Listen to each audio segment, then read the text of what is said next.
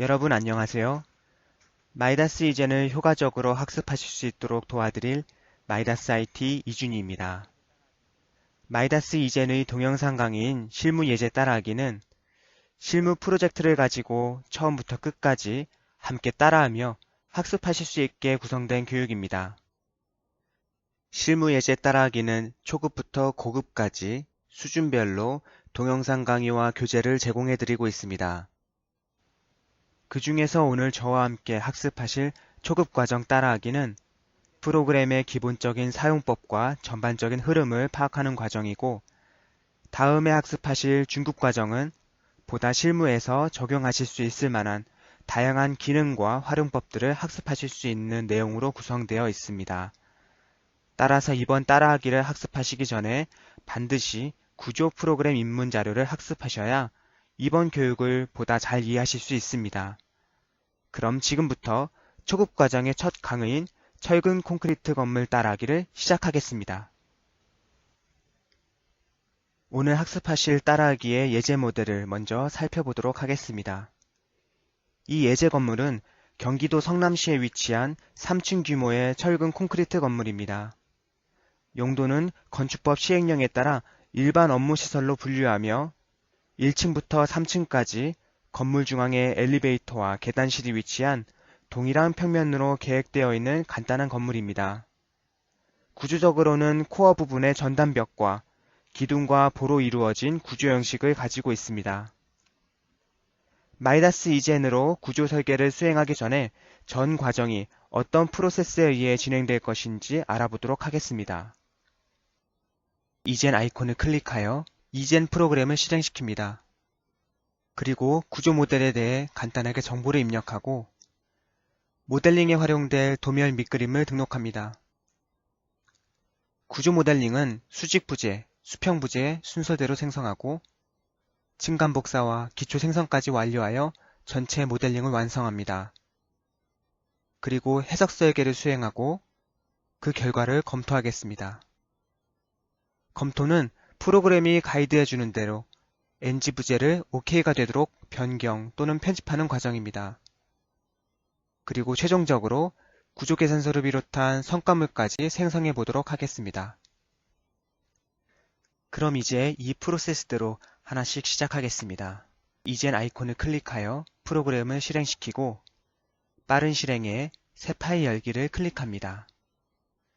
작업 환경을 살펴보면 가운데 모델링 작업과 결과를 확인하는 작업창을 기준으로 상위에는 각종 작업 명령을 빠르게 실행할 수 있는 메뉴가 아이콘 형태로 배치되어 있습니다. 이 메뉴들은 작업 프로세스를 기반으로 배열되어 있으므로 메뉴의 왼쪽부터 오른쪽으로 순차적으로 작업을 진행하시면 되겠습니다. 그리고 좌측에는 트리 메뉴가 있는데 이곳은 작업 중에 생성되는 모델링 관련 정보를 기록하고 관리합니다. 마지막으로 하단에는 메시지 창이 있습니다. 이곳은 작업에 대한 명령과 상태를 확인할 수 있습니다. 작업 중 안전한 데이터 관리를 위해 프로젝트를 저장하는 것이 좋습니다. 폴더를 만들고 파일을 저장하고 작업을 시작하겠습니다.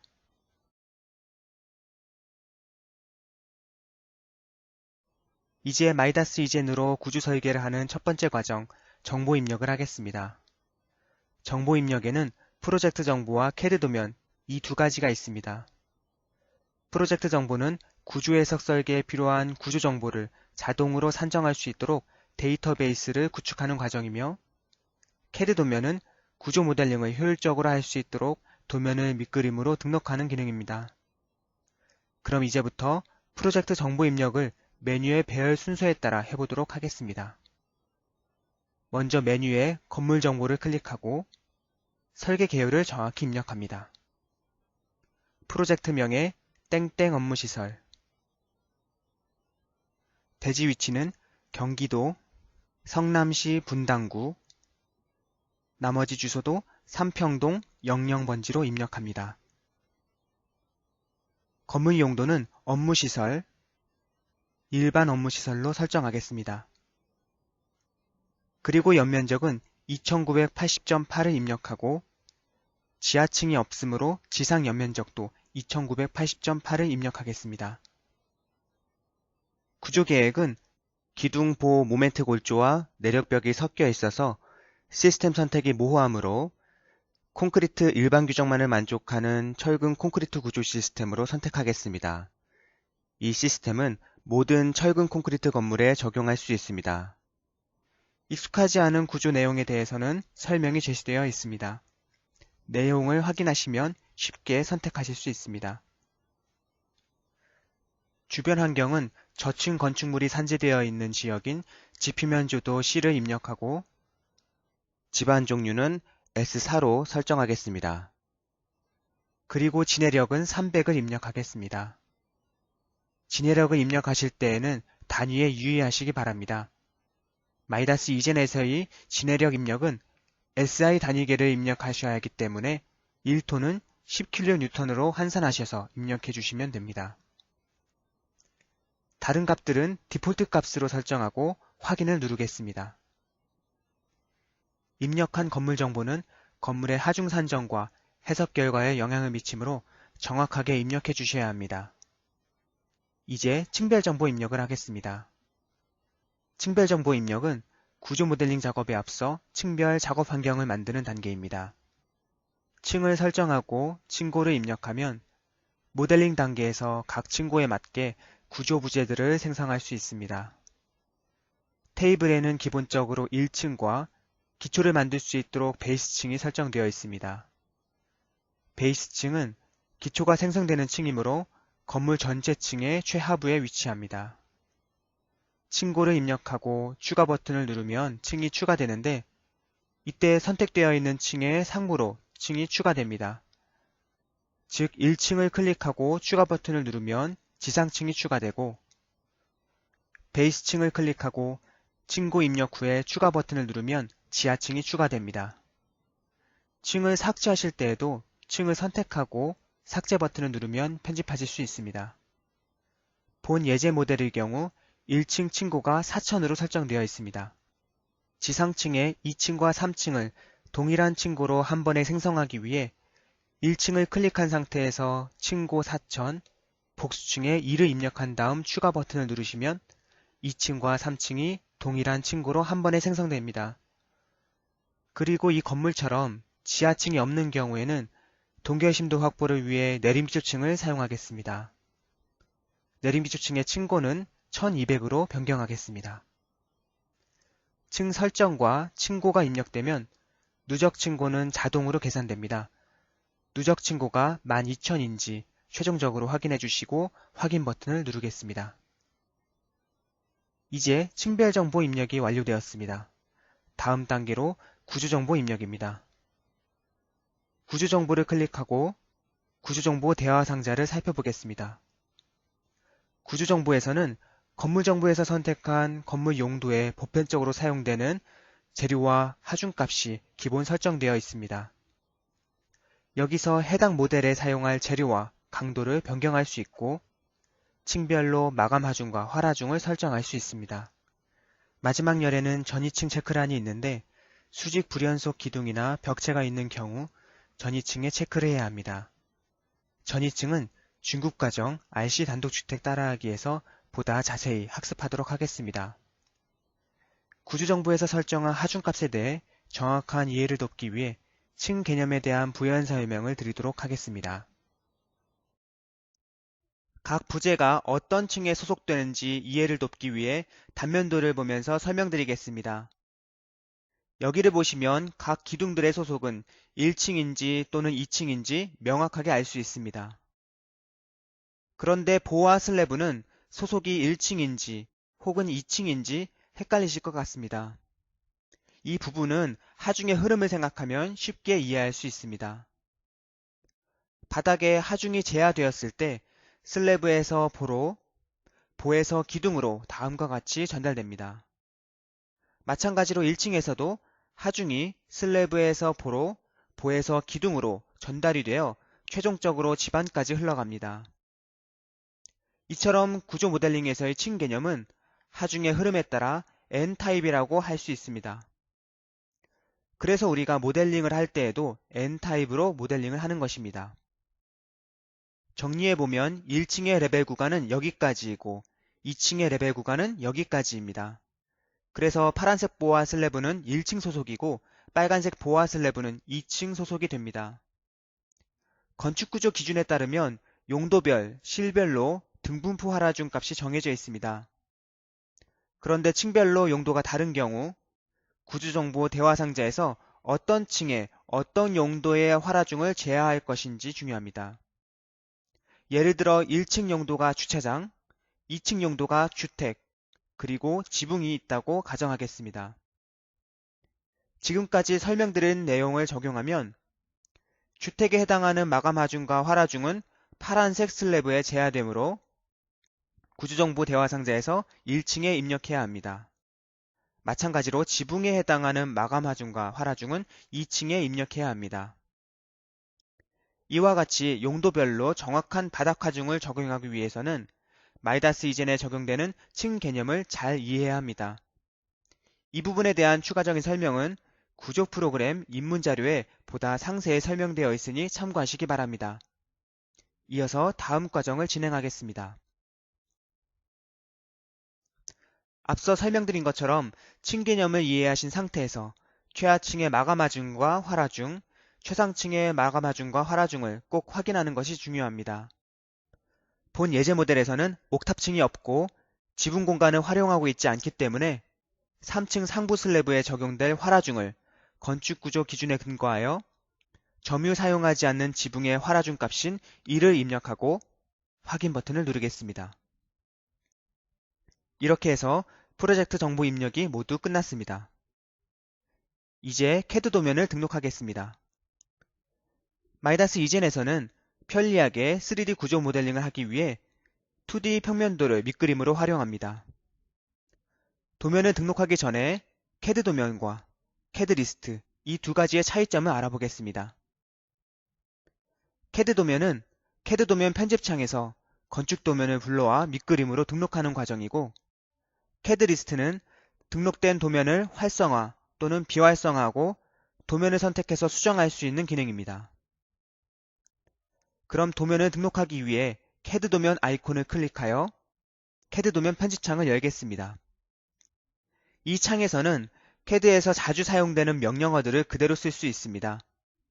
자주 사용하는 명령들은 이렇게 아이콘 형태로 배열되어 있고 그리고 중앙에 불러온 도면이 위치할 작업창과 오른쪽에 레이어 편집창이 위치해 있습니다. 그럼 메뉴에 열기 버튼을 누르고 파일을 클릭해서 도면을 불러오도록 하겠습니다. 불러온 도면을 보시면 1층부터 3층까지 동일한 평면이고 오른쪽 레이어 편집창을 보시면 CAD로 작성된 레이어들의 이름들이 나열됩니다. 이 레이어들 중에 구조 모델링을 하기 위해 꼭 필요한 레이어들만 각 항목으로 할당하면 그 레이어들만 밑그림으로 가져올 수 있습니다. 모델링에 필요한 레이어들을 살펴보면 중심선, 기둥선, 벽, 치수, 기타에는 개구부나 계단선 등이 있습니다. 레이어를 할당하는 방법에는 두 가지 방법이 있습니다. 레이어를 클릭해서 오른쪽에 화살표 더하기 버튼을 누르거나 클릭한 상태에서 마우스를 누르고 오른쪽에 놓는 방법, 이 방식을 드래그 앤 드롭이라고 합니다. 이렇게 두 가지 방법 중 편하신 방법을 사용하시면 됩니다. 일부 선들이 누락되거나 섞이지 않도록 CAD에서 미리 레이어를 정리해 주시기 바랍니다. 나머지 레이어들도 할당해 보도록 하겠습니다. 벽선, 치수선, 계단선까지 할당하면 모든 레이어들의 할당이 끝났습니다. 레이어 할당 작업을 수행하면 할당된 레이어들이 밝게 표시되는 것을 확인할 수 있습니다. 이렇게 할당된 레이어들을 밑그림으로 등록하겠습니다. CAD 등록 아이콘을 클릭하면 CAD 도면 등록창이 나타납니다. CAD 도면을 등록하는 과정은 CAD에서 블록을 설정하는 방법과 동일합니다. 먼저 밑그림이 될 CAD 도면 이름을 정하고 UCS 좌표축이 놓일 기준점을 화면에서 선택한 다음 객체를 선택하고 그 도면이 놓일 위치, 즉 층을 배정하고 적용 버튼을 누르는 순서입니다. 그럼 이 순서대로 한 번씩 해보겠습니다. 먼저 도면 이름에 1F라고 입력하고 삽입 기준점 지정에 화면에서 선택 버튼을 클릭합니다. 이 기준점은 여러 층의 도면을 등록할 때 각 도면의 기준이 되는 점이므로 동일한 위치를 기준으로 설정해야 합니다. 수직적으로 연속되는 코어의 한 점이나 모든 도면에 공통되는 중심선 등이 좋은 예가 될 수 있습니다. 이번 따라하기에서는 X축 첫 번째 중심선과 Y축 첫 번째 중심선의 교차점을 기준점으로 설정하겠습니다.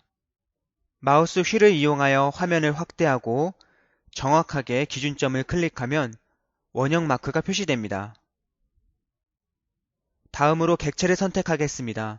화면에서 선택, 버튼을 클릭, 화면을 축소하고 전체 도면을 드래그 선택한 후 엔터를 누르면 선택됩니다. 층 배정은 이 도면이 어느 층의 밑그림이 될지 층을 배정해 주는 것입니다. 이 도면은 1층에 배정하겠습니다. 여기서 적용을 누르면 연속해서 도면 등록 작업을 진행하는 것이고 확인 버튼을 누르면 도면 등록 작업을 마치고 대화 상자를 닫는 것입니다. 2층과 3층에 계속 도면을 등록해야 하기 때문에 적용 버튼을 누르겠습니다. 그러면 1F 도면이 1층 바닥에 등록되었습니다 라고 대화 상자가 나타납니다. 확인 클릭. 같은 과정으로 2F 입력하시고 화면에서 선택. 마크가 표시되어 있기 때문에 쉽게 기준점을 클릭할 수 있습니다. 객체 선택은 화면에서 선택 클릭, 줌 아웃 하셔서 도면을 드래그 선택한 후 엔터. 2층에 층 배정을 한 후 적용을 클릭하면 2층 바닥에 도면이 등록됩니다. 마지막으로 3F 입력하시고 기준점은 같은 지점을 클릭합니다. 객체 선택은 동일한 도면을 드래그 선택한 후 엔터. 층 배정은 3층 선택하시고 마지막 도면 등록 작업이므로 확인 버튼을 누르겠습니다. 이제 도면 등록 작업이 완료되었으므로 나가기 버튼을 클릭합니다. 3개의 도면을 모두 확인하기 위해 모델 보기 창을 클릭합니다. 왼쪽 정보 트리를 보시면 1F, 2F, 3F 도면이 등록되어 있고 오프 표시가 되어 있는 것을 확인할 수 있습니다. 각 도면들을 마우스 우클릭하고 보이기 숨기기를 클릭하면 도면을 활성화시킬 수 있습니다. 이 도면들이 동일한 위치에 잘 등록되어 있는지 확인하기 위해 모델 보기 창에 뷰 내비게이션 탑을 클릭하고 화면을 확대해 보겠습니다. 이때 중심선들이 하나씩 보인다면 잘 등록된 겁니다. 만약 중심선들이 여러 개의 선으로 보인다면 등록을 다시 해야 합니다. 이제 1층 구조 모델링을 하기 위해 층별 보기 창 1F로 작업 환경을 이동하겠습니다. 구조 모델링을 위한 모든 준비가 마쳤습니다. 이상으로 정보 입력을 완료했습니다. 정보 입력은 크게 두 가지로 요약할 수 있습니다. 첫 번째, 간단하게 건물 정보, 층별 정보, 구조 정보를 입력하여 구조 해석서에게 필요한 데이터베이스를 구축했습니다. 두 번째, CAD에서 블록을 지정하는 방식으로 CAD 도면을 밑그림으로 등록함으로써 모델링 편의를 위한 정보를 입력했습니다. 이렇게 정보를 입력함으로써 구조 모델링을 위한 환경과 해석서에게시 기본적으로 필요한 데이터베이스가 모두 구축되었습니다. 이제 다음으로 구조 모델링과 편집하는 과정을 학습하겠습니다.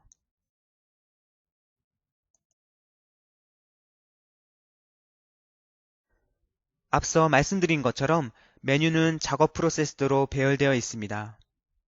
이제 메뉴에 모델링 탭을 클릭하고 수직 부재부터 수평 부재 이 순서대로 생성하겠습니다. 첫 번째로 기둥 생성입니다.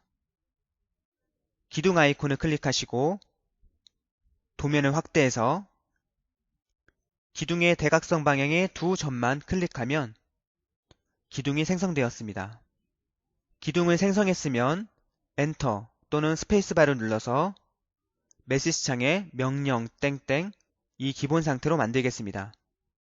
도면에 스냅이 잡히기 때문에 간단하게 클릭해서 생성하실 수 있습니다. 아래를 보시면 도면 스냅, 부재 스냅, 3D 스냅이 켜져 있는데 기본적으로 이 세 가지 스냅이 켜져 있으면 편리하게 작업하실 수 있습니다. 그리고 편의에 따라 나머지 스냅들도 클릭하여 온오프를 조절할 수 있습니다. 이렇게 2D로 간단하게 모델링한 기둥이 3D에서 어떻게 표현되는지 확인해 보겠습니다. 확대해서 보면 이렇게 3D에 기둥이 생성되었습니다. 3D CAD와 유사한 방법으로 모델링 됐지만 이 부재를 한번 더블 클릭하시면 왼쪽에 속성창이 뜹니다. 이 속성을 확인하시면 재료의 특성과 구조 해석에 필요한 경계 조건까지 모두 가지고 있는 구조 BIM이라는 것을 확인하실 수 있습니다. 뷰 내비게이션에서 다시 탑을 클릭하시고 복사 기능을 이용하여 동일한 단면 크기의 기둥들을 빠르게 생성하겠습니다. 상위에 복사를 클릭하시면 그냥 복사와 층간 복사가 있습니다. 층간 복사에 대해서는 잠시 후에 설명을 드리겠고 이번에는 그냥 복사를 클릭합니다. 그러면 대상 부재를 선택하라는 메시지가 나옵니다. 복사할 기둥을 드래그 선택, 그리고 엔터.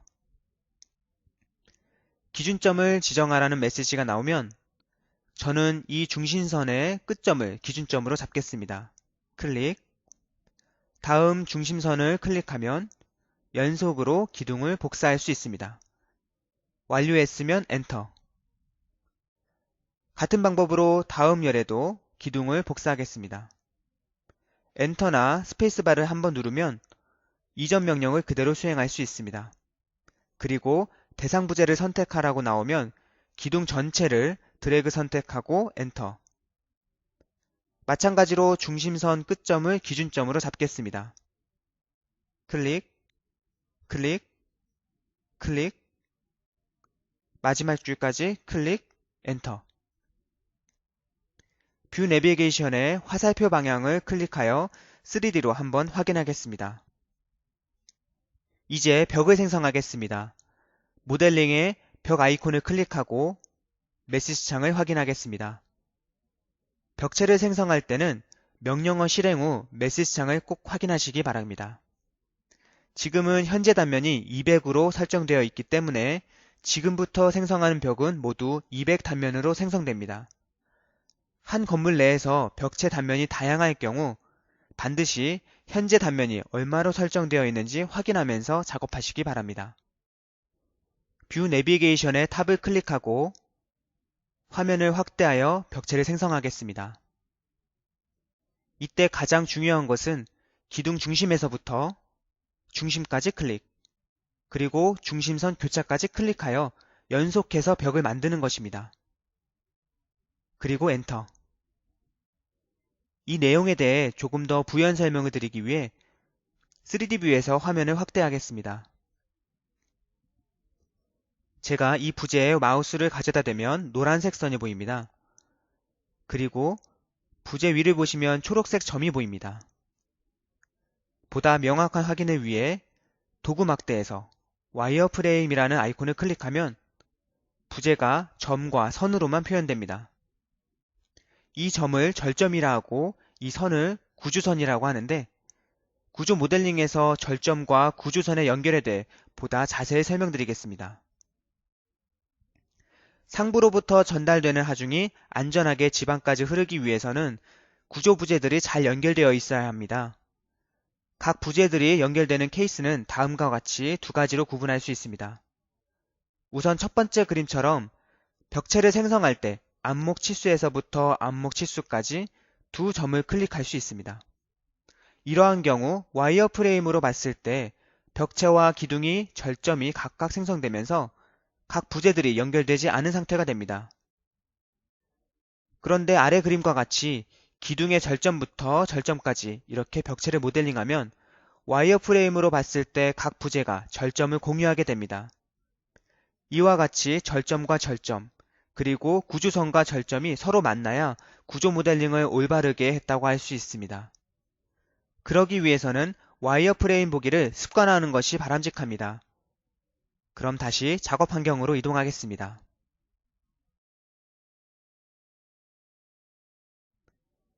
다시 뷰를 가운데로 맞추고 모델링 메뉴에서 벽을 클릭하고 절점에서 절점까지 클릭, 엔터. 다시 엔터나 스페이스바를 한 번 더 누르면 이전 명령이 실행됩니다. 교차점에서부터 교차점까지 클릭, 엔터. 이렇게 연결이 끝났습니다. 3D 뷰에서 모델링을 확인하겠습니다. 개구부는 별도로 생성하는 명령이 있기 때문에 개구부를 신경 쓰지 않고 이렇게 벽체를 연속으로 생성했습니다. 그럼 이제 개구부를 생성하겠습니다. 모델링 메뉴에서 개구부를 클릭하면 벽 개구부와 슬래브 개구부가 있습니다. 벽 개구부를 클릭하겠습니다. 그리고 메시지 창을 보시면 현재 설정이 개구부 높이는 2100, 바닥으로부터 개구부 하단까지의 거리는 0으로 되어 있습니다. 여기서 h는 개구부의 높이이고 d는 바닥부터 개구부까지 거리입니다. 그래서 하단까지의 거리가 0이면 문이 되겠고 하단까지의 거리가 어떤 값이 설정된다면 아마 창문이 될 겁니다. 우리는 문을 생성할 것이기 때문에 이 기본 설정값 h2100에 d0으로 설정하고 개구부를 생성하겠습니다. 벽을 생성하듯이 간단히 클릭하시면 개구부가 생성됩니다. 화면을 좀 확대하겠습니다. 개구부를 생성할 때 여기 이 부재라는 아이콘을 이용하면 더 쉽게 생성할 수 있습니다. 이 부재라는 아이콘은 수직 부재들을 이렇게 투명, 반투명으로 볼 수 있게 하는 기능입니다. 그래서 도면을 참고하여 개구부를 생성할 때 유용하게 쓰이는 기능입니다. 클릭, 이렇게 하면 개구부가 간단하게 생성됐습니다. 벽 개구부를 생성하면 개구부의 폭과 높이, 그리고 하단까지의 거리가 일시적으로 표시됩니다. 반대쪽도 동일한 방법으로 생성하겠습니다. 엔터나 스페이스바를 한 번 더 누르면 연속적으로 작업을 수행할 수 있습니다. 클릭, 엔터, 클릭. 이렇게 개구부 3개를 모두 생성했습니다. 이렇게 1층 수직 부재를 모두 완성했습니다. 이제 수평 부재를 생성하겠습니다. 마이다스 이젠에서는 수평 부재인 보, 슬래브에 대한 자동 생성 기능을 지원합니다. 그 중에서 보에 대한 자동 생성 기능은 기둥이 모델링된 상태에서 그리고 중심선이 절점과 연결되어 있을 때 중심선을 따라서 생성됩니다. 그래서 작업 환경을 층별 보기창 2층 바닥으로 이동하겠습니다. 먼저 큰 볼을 생성하겠습니다. 모델링의 보에 큰 볼을 클릭하면 아래 옵션들 중 자동 생성 G라는 명령이 있습니다. G를 클릭 또는 G 입력 후 엔터. 그러면 큰 보가 생성됩니다. 작업이 완료되었으므로 엔터를 누르면 명령 땡땡 대기 상태가 됩니다. 왼쪽 정보트리를 한번 확인하겠습니다. 이렇게 큰 보 자동 생성 후 정보트리를 확인하면 생성된 모든 보의 사이즈가 다양하게 적용된 것을 확인할 수 있습니다. 자동 생성된 보는 스팬 길이를 고려하여 최적 단면으로 생성됩니다. 그래서 본 따라하기에서는 단면 크기의 변경 없이 프로그램이 제공하는 단면으로 진행을 해보도록 하겠습니다. 이번에는 작은 볼을 생성하겠습니다. 모델링에 볼을 클릭하고 작은 보 클릭. 마찬가지로 자동 생성 G를 클릭하거나 G 입력 후 엔터. 작은 보 자동 생성 기능은 큰 보로 구획된 슬래브 영역의 장변과 단변의 길이의 비를 파악하여 작은 보의 배치 방향을 결정합니다. 그리고 3m 간격으로 자동 배치됩니다. 이렇게 1층에 있는 모든 볼을 생성했습니다. 이제 슬래브를 생성하겠습니다. 메시지 창을 보시면 아직 작은 보 명령이 진행 중이기 때문에 엔터나 ESC 키를 눌러줍니다. 모델링 메뉴에서 슬래브를 클릭하면 슬래브와 데크 슬래브 두 가지가 있습니다. 이 중 슬래브를 클릭하고 메시지 창을 확인하겠습니다. 현재 단면이 150으로 설정되어 있습니다. 만약 단면이 다른 경우에는 메시지창 옵션에서 단면 변경을 클릭하여 150으로 변경하시기 바랍니다. 그럼 이 상태에서 자동 생성 기능으로 슬래브를 생성하겠습니다. 옵션에서 자동 생성을 클릭하거나 G 입력 후 엔터. 슬래브 생성이 완료되면 엔터. 한 번 더 누르겠습니다. 보시는 바와 같이 보나 벽으로 구획된 폐구간에는 모두 슬래브가 자동 생성되었습니다. 이 중에서 엘리베이터실과 계단실에 있는 슬래브는 삭제하도록 하겠습니다. 부재를 선택하고 키보드의 딜리트 키를 누릅니다. 또는 다른 방법으로 편집 기능에 있는 삭제 버튼을 눌러도 됩니다. 자, 이렇게 평면을 한번 확인해 보겠습니다. 이번에는 경사로를 생성해 보도록 하겠습니다. 경사로를 생성하기 전에 작업의 편리성을 위해 계단실 벽과 기둥만을 활성화시키도록 하겠습니다. 이번에는 부재별 선택 도구 막대를 활용하겠습니다. 여기에 있는 기둥 선택 아이콘을 클릭하겠습니다. 여기서 주의하실 점은 모델링 메뉴에 있는 기둥 아이콘과 도구 막대에 있는 기둥 아이콘을 헷갈리시면 안 됩니다. 모델링 메뉴에 있는 기둥 아이콘은 기둥을 생성하는 곳이고 도구 막대에 있는 기둥 선택을 클릭하면 모델링에서 기둥만 선택하겠다는 것입니다. 기둥 선택 아이콘을 클릭하고 해당 영역만 드래그 선택합니다. 두 번째로 벽 선택 아이콘을 클릭하고 해당 영역을 드래그 선택합니다. 여기 선택 활성이라는 아이콘이 있습니다. 이 아이콘을 클릭하고 3D로 보시면 선택한 기둥과 벽만 활성화되고 나머지 부재들은 비활성화된 것을 확인하실 수 있습니다. 이 상태에서 모델링을 하면 계단을 보다 쉽게 생성할 수 있습니다. 여기서 잠깐 계단을 생성하는 순서를 정리해 보도록 하겠습니다. 경사로를 생성할 때에는 다음과 같은 순서로 생성하는 것이 효율적입니다. 단면을 보시면 먼저 첫 번째 계단참을 생성합니다. 그리고 두 번째 중간 계단참을 생성하고 세 번째 중간 계단참을 중앙까지 이동합니다. 네 번째 경사로를 만들고 다섯 번째 아래층으로 내려가는 경사로를 만듭니다.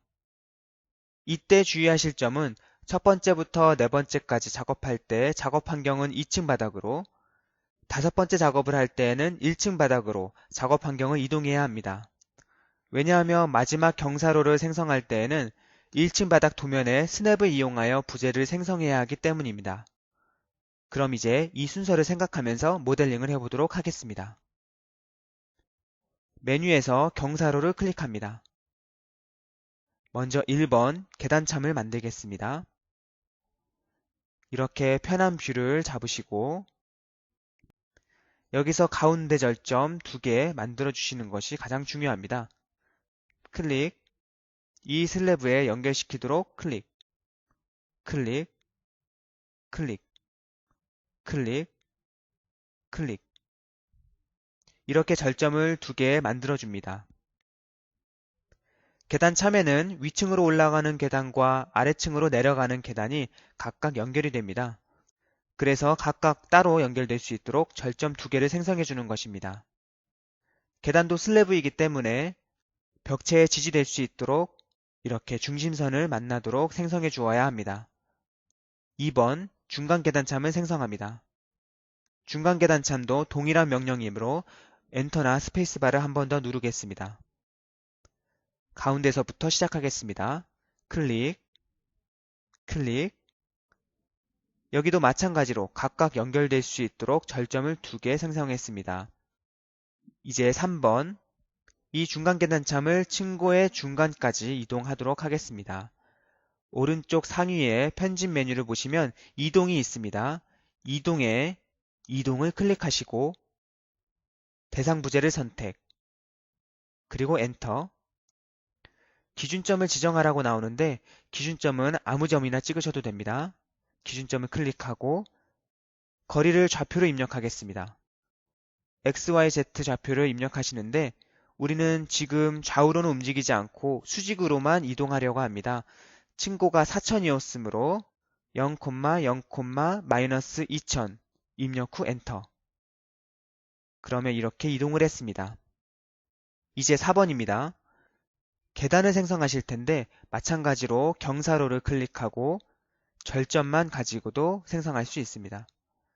도면이 없더라도 절점만 가지고 마지막까지 클릭하고 아래 메시지 창을 보시면 단수를 설정하라고 나옵니다. 단수가 디폴트 값 0으로 설정되어 있는데 단수가 0이면 아마 슬로프가 될 겁니다. 저희는 계단이므로 단수를 10 입력 후 엔터.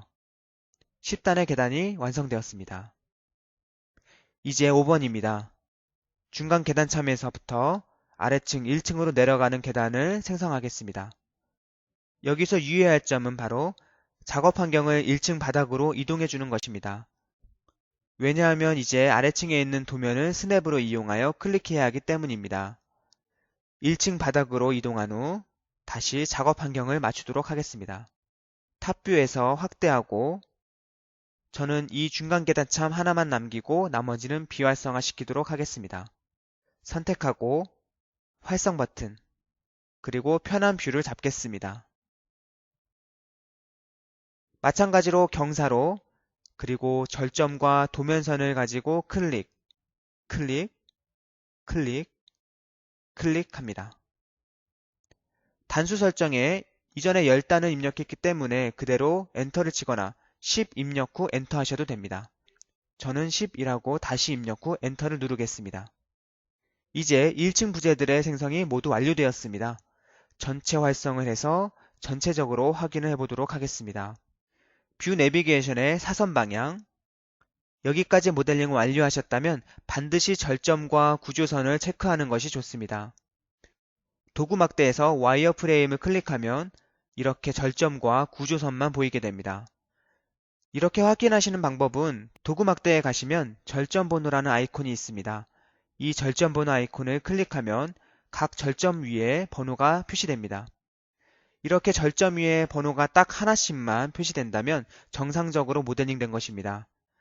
간혹 번호가 뭉쳐서 보인다면 반드시 화면을 확대해서 모델링에 이상이 없는지 확인해 주셔야 됩니다. 다시 절점 번호와 와이어 프레임을 끄도록 하겠습니다. 우리가 생성한 1층의 모든 부재들은 2층과 3층에 동일하게 적용될 수 있습니다. 그래서 1층을 모델링한 후에 부재 전체를 다른 층으로 복사하는 층간 복사 기능을 이용하겠습니다. 모델링 탭의 오른쪽 상단 복사 아이콘을 클릭하시면 그냥 복사와 층간 복사 이 두 가지가 있습니다. 복사는 층 내에서 부재를 복사할 때 사용하는 기능이고 층간 복사는 한 층을 벗어나서 다른 층으로 부재를 복사할 때 사용하는 기능입니다. 층 전체가 3층까지 복사되는 것을 확인하기 위해 작업 환경을 모델 보기 창으로 이동하겠습니다. 모델 보기 창에서 3D 뷰로 보겠습니다. 모델링만 보기 위해 CAD 도면을 비활성화 시키겠습니다. 이 상태에서 복사를 클릭하고 층간 복사 그러면 메시지 창에 대상 부재를 선택하라고 나옵니다. 대상 부재 전체 드래그해서 선택하고 엔터. 그럼 타겟층을 지정하라고 나옵니다. 타겟층. 우리가 2층과 3층에 복사할 것이기 때문에 2,3 엔터. 그러면 이렇게 3층까지 모델링이 완성되었습니다. 확인을 조금 더 해보겠습니다.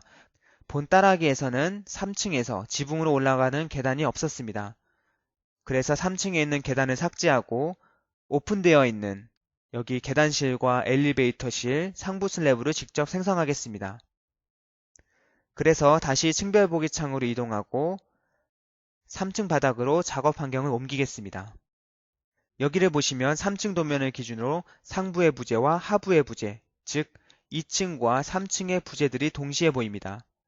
이때 작업의 편의를 위해 상부층 아이콘을 클릭하면 도면을 기준으로 상부층만 활성화됩니다. 이 상태에서 모델링을 수정하겠습니다. 우선 계단을 삭제하기 위해 도구 막대에 있는 경사로 선택을 클릭합니다. 드래그 선택으로 경사로만 선택하고 삭제 버튼 클릭. 그리고 슬래브를 직접 생성하겠습니다. 슬래브 아이콘 클릭, 그리고 슬래브 현재 단면이 150인지 확인합니다. 직접 생성하실 때에는 기둥을 생성할 때처럼 사선 방향으로 두 점만 클릭하면 됩니다. 클릭, 클릭, 그리고 연속해서 클릭, 클릭, 작업이 완료되면 엔터. 이렇게 1층부터 3층까지 모든 층에 있는 부재들이 완성되었습니다. 이번에는 지상의 구조물을 지지할 수 있는 기초와 동결심도 확보를 위한 내림기초층을 모델링하겠습니다. 내림기초층 생성을 위해 작업 환경을 다시 1층 바닥으로 옮기겠습니다. 내림기초층도 층간복사 기능을 이용하면 각 부재들을 동일한 평면 위치로 빠르게 생성할 수 있습니다. 여기서 주의하실 점은 계단은 내림기초층으로 내릴 필요가 없으므로 계단을 제외한 나머지 부재들을 각각 선택해서 층간복사를 하겠습니다. 복사 아이콘을 클릭, 층간복사 클릭. 이전에 대상 부재를 선택할 때는 전체 부재를 잡았지만 이번에는 부재들을 각각 선택하겠습니다. 기둥 선택, 전체 드래그. 큰 보 선택, 전체 드래그. 작은 보 선택, 전체 드래그. 벽 선택, 전체 드래그. 슬래브 선택, 전체 드래그까지 하면 계단을 제외한 모든 부재가 선택되었습니다. 그리고 엔터. 타겟층 지정에서 내림기초층은 F라고 입력해야 하므로 F 입력 후 엔터. 여기는 파라메트릭 기술이 적용되어서 해당 층고에 맞게 수직 부재, 수평 부재들이 복사가 됩니다. 이번에는 내림기초층에서 모델링을 수정하겠습니다. 작업층을 내림기초층 바닥으로 이동한 후에 화면을 확대하면 계단실과 엘리베이터실에 있는 개구부까지도 전부 복사가 된 것을 확인할 수 있습니다. 이 부분은 벽체를 삭제하고 새로 생성해 보겠습니다. 도구 막대에서 벽 선택, 삭제할 벽들을 선택하고 삭제 버튼 클릭. 벽을 새로 생성하기 위해 메뉴에서 벽 아이콘 클릭. 현재 단면이 200인지 확인하고 아래 절점에서부터 아래 절점까지 클릭합니다. 클릭, 클릭, 완료되면 엔터. 엔터를 다시 눌러서 이전 명령을 실행하고 클릭, 클릭, 엔터. 그리고 누락된 슬래브도 생성하겠습니다. 엘리베이터실은 피트를 고려해서 슬래브를 생성하지 않고 계단실에 있는 슬래브를 생성하겠습니다. 슬래브 아이콘 클릭 후 슬래브 절점과 절점을 사선 방향으로 클릭, 클릭, 그리고 엔터. 이제 내림기초층 모델링이 완성됐습니다. 이번에는 기초 생성입니다. 기초 아이콘을 클릭하면 6가지 기초 스타일이 나옵니다. 우리가 생성할 독립기초를 먼저 클릭하겠습니다. 독립기초를 클릭하면 메시지 창에 기둥 선택이라고 뜹니다.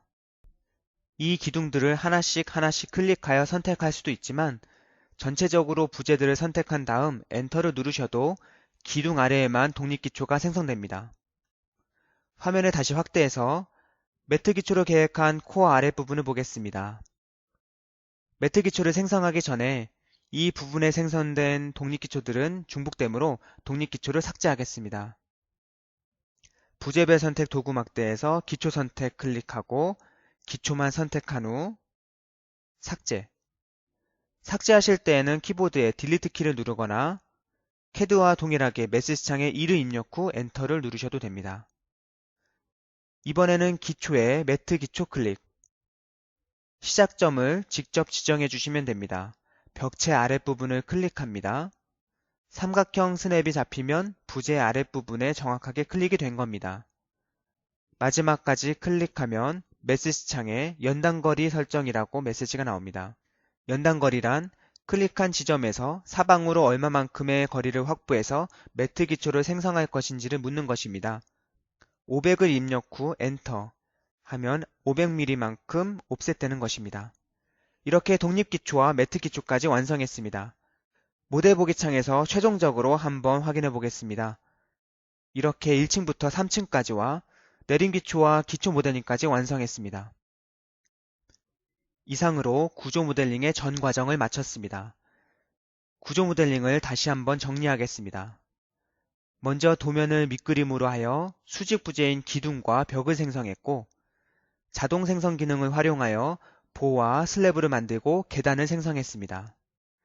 마지막으로 층간 복사 기능을 이용하여 3층까지 빠르게 생성한 후 내림 기초층과 기초를 생성하여 모델링을 완성했습니다.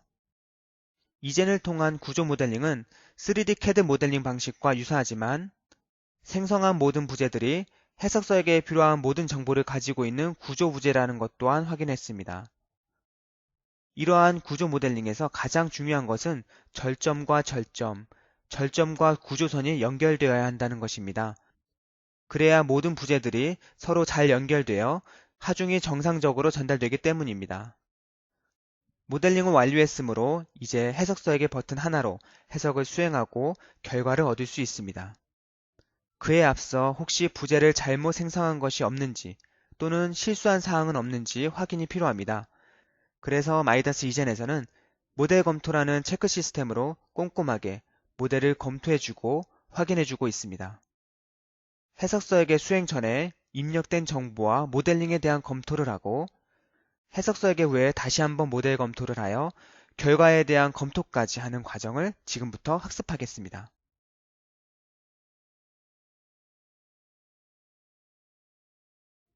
체크 시스템을 활용하는 과정은 이렇습니다. 정보 입력과 모델링 작업을 모두 완료한 후 첫 번째 모델 검토를 수행합니다.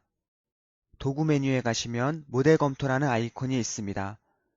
이렇게 모델 검토를 수행하면 입력된 정보와 모델에 대한 오류나 적절성을 검토해 줍니다. 그리고 해석 메뉴에서 해석 설계를 수행합니다. 그러면 부재의 적절성과 해석 결과들이 나오고 해석된 결과를 근거로 두 번째 모델 검토를 자동 수행합니다. 여기에서는 해석과 설계 결과 사항까지도 꼼꼼히 체크가 됩니다. 다시 요약하면 해석 설계 전과 후로 모델 검토를 각각 총 2번 합니다. 이렇게 모델 검토 기능을 활용하면 보다 원활한 해석 설계 수행 및 신뢰할 수 있는 결과를 얻을 수 있습니다. 그럼 첫 번째 모델 검토를 수행하겠습니다. 도구 메뉴에서 모델 검토 아이콘을 클릭하면 모델 검토 대화 상자가 나옵니다. 대화 상자를 보면 정보에 대한 일반 사항, 하중, 재료, 단면과 배치, 해석법, 해석 및 설계에 대해서 다양한 실무 검토 사항을 반영하여 검토해주고 있습니다. 이 중에서 일반 사항, 체크리스트를 보면 5가지 범주에 대해서 모두 체크가 되어 있는 것을 확인할 수 있습니다. 이 상태에서 모델 검토를 클릭합니다. 모델 검토가 완료되면 왼쪽 트리 메뉴에 모델 검토 창이 나타나고 각 항목에 대해서 어떤 결과가 나왔는지 보여줍니다. 아직 해석 설계를 수행하기 전이기 때문에 해석법과 해석 설계에 대한 항목들은 비활성화됩니다. 만약 검토가 필요한 사항이 있다면 해당 항목이 빨간색 텍스트로 표시됩니다. 제가 샘플로 검토 과정을 보여드리겠습니다. 만약 부재 하나를 더블클릭하여 왼쪽 속성 창에서 콘크리트 강도를 한번 변경해 보겠습니다. C24에서 C21로 한 부재만 콘크리트 강도를 변경했습니다. 보통 전체 건물에 쓰인 콘크리트 강도와 부재 하나만의 콘크리트 강도가 다른 경우는 일반적이지 않습니다. 이런 경우에 어떻게 검토해 주는지 확인해 보겠습니다. 이 상태에서 모델 검토를 클릭하고 다시 모델 검토 클릭하면 재료에 대한 한 항목에 대해서 빨간색 텍스트가 나타났습니다. 같은 층의 부재 종류별 강도 등급 동일성 검토라는 항목입니다. 이 항목을 더블클릭하면 아래쪽에 모델 검토 사항에 대해서 창이 하나 나타납니다. 내용을 확인해 보면 검토 3층의 몇 번 보호 강도가 구조정보에 입력된 3층의 재질 강도와 다릅니다 라고 나옵니다. 이 말은 우리가 구조정보에 입력한 3층에 쓰인 콘크리트 강도가 C24였는데 하나의 부재에서만 재질 강도가 다른 경우라고 나타내주고 있는 것입니다. 이 부재를 확인하기 위해서는 오른쪽에 트레이서 상세 설정 땡땡땡 아이콘을 클릭하면 이 부재가 같은 층의 부재들과 재질이 다르다는 것을 표시해주고 있습니다. 이렇게 모델 검토를 활용하면 해석 설계 전과 후로 신뢰할 수 있는 결과를 얻을 수 있습니다. 이제 해석 설계를 수행하겠습니다. 해석 메뉴에 가시면 해석 설계 수행 버튼이 있습니다. 해석 설계 수행 버튼을 클릭하겠습니다. 단축키, 키보드의 F5를 누르셔도 됩니다. 사용자가 입력한 데이터를 바탕으로 구조 해석 및 설계가 진행됩니다. 구조 해석 프로그램에서는 해석 설계 이전 단계를 전처리 모드라 하고 해석 설계 이후 단계를 후처리 모드라고 합니다. 질량 참여율 그래프도 나타납니다. 이 그래프를 보시면 일반적으로 고유치 모드수 10차 이전에 질량 참여율이 90% 이상 확보되는데 건물의 비정형성에 따라 다소 차이가 있을 수 있습니다.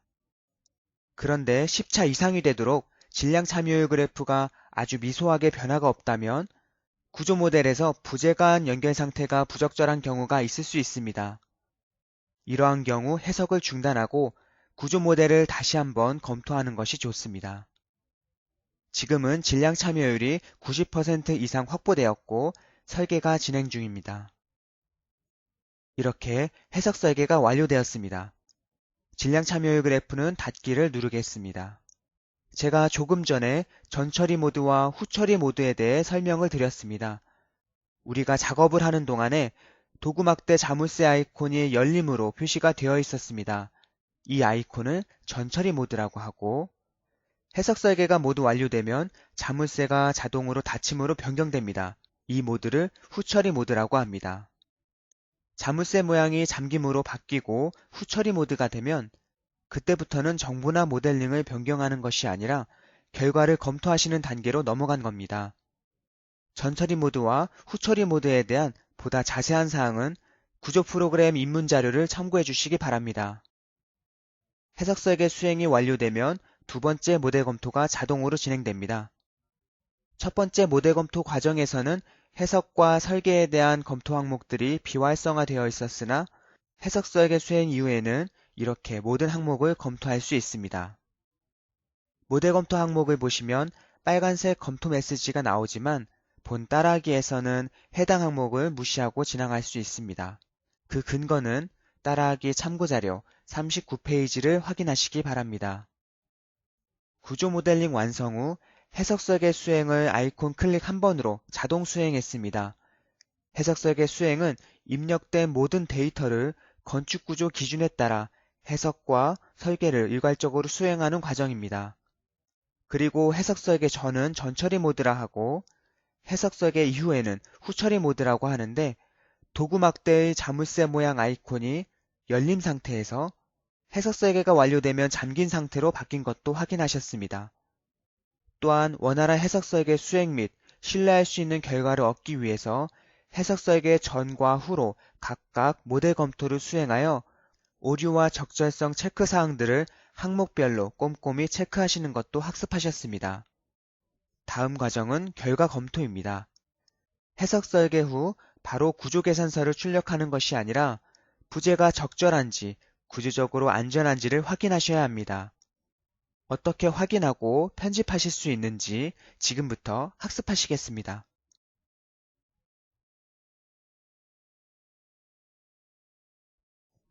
이제 해석 설계를 수행한 결과를 검토해 보겠습니다. 해석 설계 수행이 완료되면 왼쪽 트리 메뉴에 2D 기본이라고 하는 창이 활성화됩니다. 2D 기본은 해석 설계 수행 후 반드시 확인해야 하는 필수 항목들을 도면 형태로 제공하는 결과입니다. 그 내용들을 살펴보면 크게 4가지로 구분됩니다. 먼저 진해력, 지지력 검토, 하중 간략도, 설계 결과 간략도, 구조 평면도 이렇게 4가지로 구분되어 있습니다. 검토를 할 때는 상위 메뉴에서부터 하위 메뉴 순서로 검토를 하는 것이 좋습니다. 먼저 진해력, 지지력 검토 메뉴를 더블클릭하겠습니다. 진해력, 지지력 검토는 상부 하중을 지지하는 기초의 진해력 또는 지지력과 허용 진해력 또는 지지력을 비교하여 집안에 대한 구조물의 안정성 여부를 확인합니다. 이 결과 검토는 결과 확인 과정 중에서도 가장 선행되어야 하는 작업이며 부재별 설계 결과 간략도에서 모든 층의 부재가 OK 결과를 나타내더라도 지내력, 지지력에서 NG 결과가 확인된다면 상부 구조물의 설계 결과는 무의미합니다. 그러므로 NG 결과를 반드시 수정하여 상부 구조물의 안정성을 확보한 다음에 다음 단계로 진행하셔야 합니다. 모든 결과가 OK인 것을 확인하셨습니다. 다음은 하중 간략도입니다. 하중 간략도의 바닥 하중 1F 바닥을 더블 클릭하겠습니다. 하중 간략도는 해석 설계에 적용된 구조물의 하중을 확인하는 항목이며 본 항목에서는 하중을 수정할 수 없습니다. 하중의 수정이 필요한 경우에는 전처리 모드에서 수정한 후 재해석을 수행해야 합니다. 마우스 휠을 돌려 확대하겠습니다. 이 부분을 보시면 숫자 3개가 보입니다. 첫 번째는 마감 하중, 그리고 두 번째는 자중, 그리고 마지막은 활하중이 표시되어 있습니다. 이 중 특정 하중만 확인하고 싶으실 때에는 왼쪽 뷰 탭에서 활하중과 자중을 체크 오프하면 해당되는 마감 하중 값만 확인할 수 있습니다. 이제 세 번째 설계 결과 간략도입니다. 설계 결과 간략도의 1F 바닥을 더블 클릭하겠습니다. 설계 결과 간략도에서는 부재별로 NG, OK, CK가 출력되며 부재의 단면 크기와 강도비를 확인할 수 있습니다. 그리고 부재의 재질과 단면 정보도 확인할 수 있습니다. 지금 1F 바닥에 있는 모든 부재들은 OK 또는 CK로 출력되고 있습니다. 이제 마지막으로 구조평면도입니다. 구조평면도의 1F 바닥을 더블 클릭하겠습니다. 이곳에서는 OK, NG, CK만 빠르게 확인할 수 있고 최종 출력 형태도 확인이 가능합니다. 그리고 시공성을 고려하여 배근의 연속성도 편집이 가능합니다. 배근 결과를 체크하겠습니다. 디스플레이에서 텍스트의 크기를 조정하실 수도 있습니다. 층별 배근 결과를 확인할 때는 기초부터 확인하여 지붕층을 마지막으로 순서대로 확인하시기를 권장합니다. 이렇게 본 따라하기에서는 모든 부재에서 OK 결과를 가집니다. 그런데 만약 실무 프로젝트를 하시다가 NG 부재가 있을 때에는 어떻게 변경해야 하는지 학습해야 하기 때문에 전처리 모드에서 부재 하나를 변경하여 NG 부재를 만들어 보겠습니다. 자물쇠 열림 아이콘을 클릭하여 전처리 모드로 돌아갑니다. 층별 보기 창을 클릭하고 3F 바닥으로 작업창을 설정하겠습니다. 간편한 편집을 위해 상부층 아이콘을 클릭합니다. 뷰를 맞추고 이 부분에 있는 보호 부재를 변경하겠습니다. 먼저 보와 슬래브를 삭제하겠습니다. 이 동작은 해석 설계 결과를 삭제합니다. 라는 메시지가 나오면 얘를 클릭합니다. 보의 배치 방향을 이 방향으로 변경해 보겠습니다. 직접 생성하셔도 되지만 연장 기능을 활용해 보겠습니다.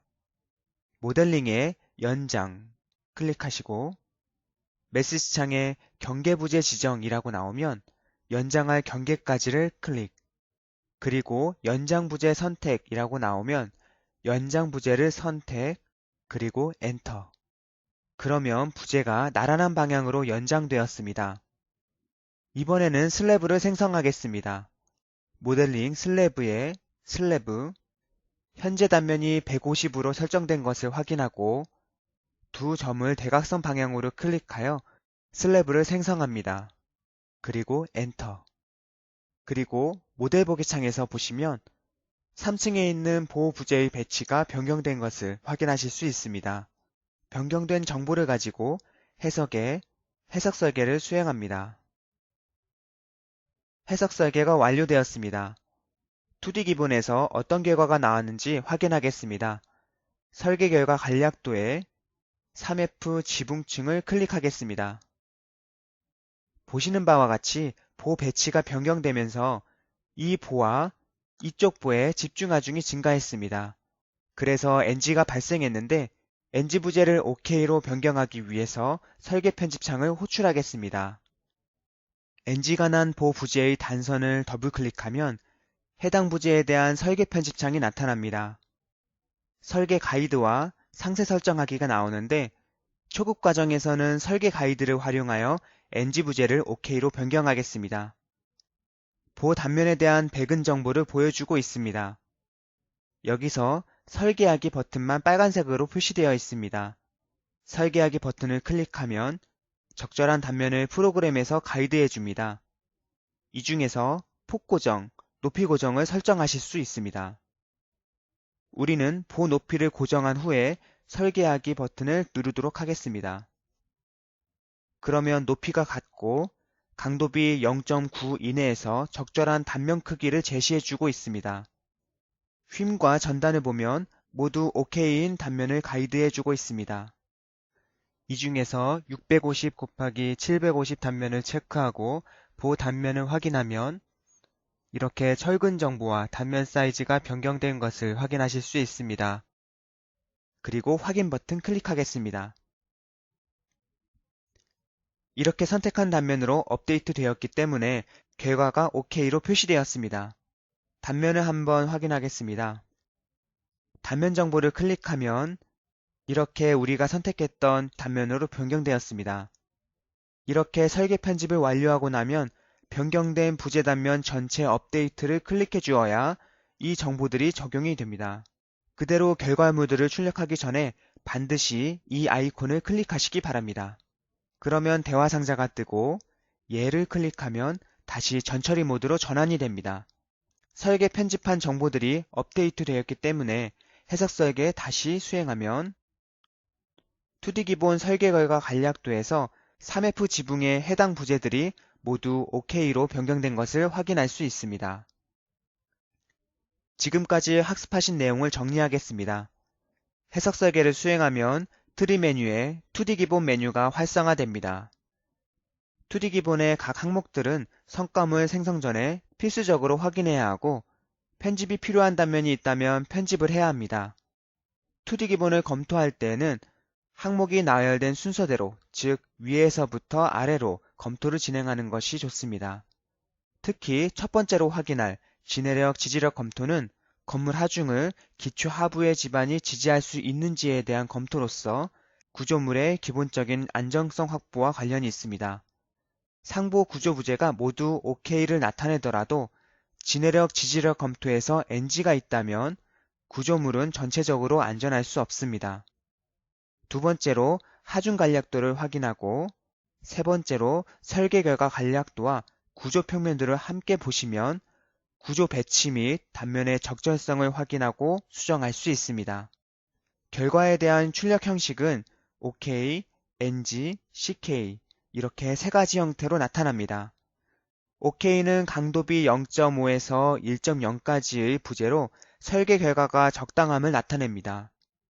NG 부재는 강도비가 1.0을 초과하는 부재로 백은이나 단면을 편집하여 반드시 OK로 변경해 주어야 합니다.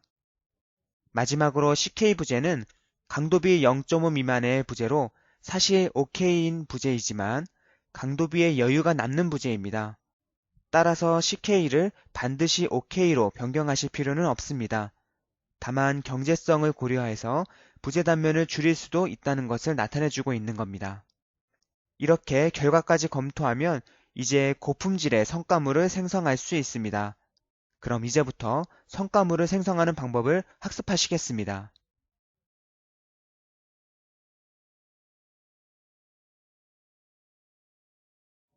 이제 성과물들을 출력하실 텐데 그 전에 도구 메뉴에서 작업 환경을 클릭하여 작성자 정보를 입력하는 것이 좋습니다. 이곳에 입력한 정보들은 출력할 성과물에 자동으로 입력됩니다. 그리고 결과 메뉴에서 건물 계열 설정을 클릭하면 앞서 건물 정보에서 입력한 정보들이 기본적으로 적혀 있는데 이 정보들을 변경하시면 계산서의 설계 개요 정보들이 변경됩니다. 이제 결과물들을 출력해 보겠습니다. 결과 메뉴에서 통합구조 계산서 아이콘을 클릭합니다. 출력하고자 하는 부재와 그룹이 체크되어 있는지 확인하시고 계산서 출력 버튼을 클릭합니다. 그러면 자동으로 구조 계산서가 생성됩니다. 이렇게 생성된 구조 계산서를 간략하게 확인해 보겠습니다. 표지와 설계 개요, 그 밖에 고품질의 구조계산서를 확인할 수 있습니다.